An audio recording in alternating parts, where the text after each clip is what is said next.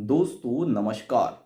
ये आज की काल्पनिक घटना राजस्थान की गंगानगर से है। जी हाँ दोस्तों, राजस्थान की गंगानगर में एक प्राइवेट स्कूल में पढ़ने वाली रोशनी किस तरह से 15 साल की उम्र में ही अपनी अस्मत लुटा बैठती है, वो भी अपने टीचर के हाथों। अस्मत लुटाते लुटाते वो एक बच्चे को भी जन्म दे देती है। इस तरीके से रोशनी बिन ब्याही मां बन जाती है। और इस बच्चे को कौन एक्सेप्ट करता है और इस बच्चे के साथ क्या कुछ घटना होती है और रोशनी के जिंदगी में क्या उतार चढ़ाव आते हैं, आज के इस एपिसोड में हम बात करेंगे। तो आप भी अगर दिलचस्प हैं रोशनी की इस कहानी को, बिन ब्याही मां बनने की इस स्टोरी को अगर आप भी देखना और सुनना चाहते हैं तो इस वीडियो को लास्ट तक आप जरूर देखते रहें। दोस्तों बढ़ते हैं इस कहानी की ओर। यह कहानी है आज से 7 साल पहले की।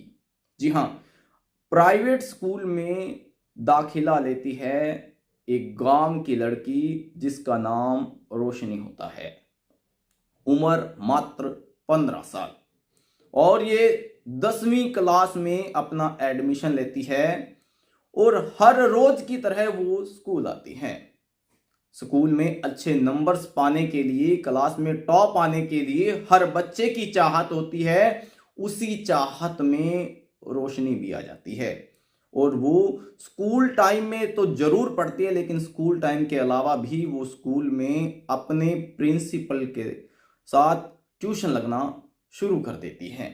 जिस तरीके से दूसरे बच्चे ट्यूशन पढ़ते थे उसी तरीके से रोशनी भी चाहती है कि उसके ज्यादा नंबर आए और वो एक्स्ट्रा क्लास शुरू कर दे। घर से परमिशन ली, घर से परमिशन मिल गई क्योंकि पढ़ाई का मैटर था। तो इस तरीके से रेगुलर वो स्कूल आती और एक्स्ट्रा टाइम वो अपने प्रिंसिपल के साथ ट्यूशन में व्यतीत करती। जिस तरीके से उसकी उम्र के हिसाब से वो दिखने में बहुत सुंदर थी, जिससे प्रिंसिपल का मन डोल गया और वो रोशनी को गंदी निगाहों से देखने लगा। धीरे धीरे करते करते प्रिंसिपल ने रोशनी को अपनी हवस का शिकार बनाना शुरू कर लिया। एक दिन वो कमरे में अकेली उससे ट्यूशन पढ़ रही थी। गलत हाथ टच करते हुए उसने रोशनी को छेड़ना शुरू कर दिया। पहले तो उसने इसका विरोध किया, लेकिन प्रिंसिपल ने उसे जान से मारने की धमकी दी। बच्ची थी, घबरा गई। घबराने के बाद वो प्रिंसिपल की बातों के बहकावे में आके अपनी अस्मत दे बैठी। ये काम धीरे धीरे चलता गया और रोशनी को एक दिन उल्टी आई। उसको लगा कि ये नॉर्मल होगी, लेकिन जब उसने ये बात अपनी मां को बताई तो मां चेकअप करने के लिए उसे हॉस्पिटल ले गई। दोस्तों हॉस्पिटल में जैसे ही रोशनी और रोशनी की मां गई तो रोशनी की मां के पैरों तले से जमीन सरक गई जब नर्स ने बताया कि आपकी 15 साल की लड़की मां बनने वाली है। आनन फानन में जैसे ही वो लड़ते झगड़ते घर पहुंचे, पहले तो रोशनी ने कुछ नहीं बताया, लेकिन जब मां और बाप का दबाव ज्यादा बढ़ा तो वो बिलख बिलख कर रोने लगी। आप बीती उसने बताई। उसने बताया कि किस तरीके से प्रिंसिपल ने ट्यूशन के बहाने उसकी अस्मत पे हाथ डाला है, किस तरीके से उसको बिन ब्याही को मां बना दिया है। ये बात उनके घर तो फैली ही फैली, उसके गांव में भी धीरे धीरे ये बात फैल गई। उसके बाद दोस्तों जिस भी तरीके से उन्होंने गांव में पंचायत की, पंचायत करने के बाद इस बात को निष्कर्ष निकाला गया कि अब इस लड़की का होगा क्या। अगर अबॉर्शन करवाते हैं तो ये भी एक पाप है, क्योंकि पेट में बच्चा 5 महीने से ऊपर का हो गया था और बाद में रोशनी की शादी करने के लिए कोई भी आगे नहीं आ रहा था। तो बाद में गांव के ही एक गरीब लड़के ने पंचायत में रोशनी का हाथ थामने के लिए हाथ आगे बढ़ा दिया।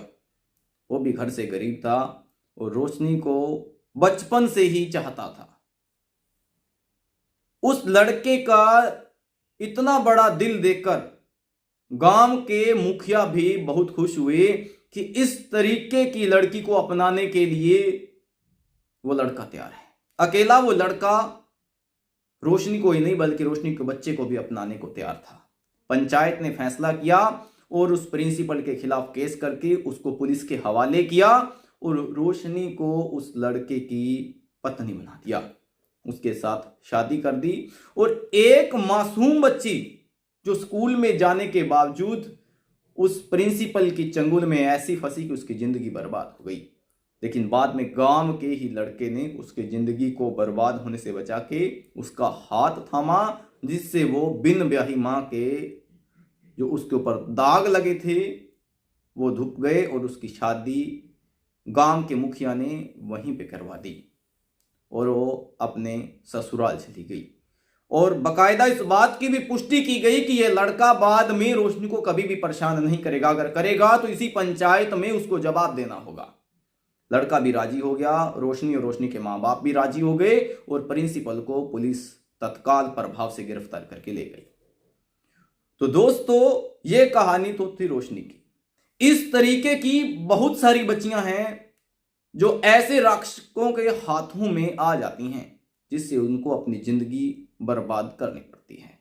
अगर आपके भी पास में कोई ऐसी घटना है तो हमें कमेंट बॉक्स में बताएं और ये कहानी आपको कैसी लगी हमें वीडियो में जरूर बताएं और इस वीडियो को ज्यादा से ज्यादा शेयर करें ताकि हर लोग अपनी बच्ची को जो पढ़ाता है वो अपनी बच्चियों को सेफ रख सकें। तो आपसे मुलाकात होगी क्राइम टीवी के एक और एपिसोड में। धन्यवाद।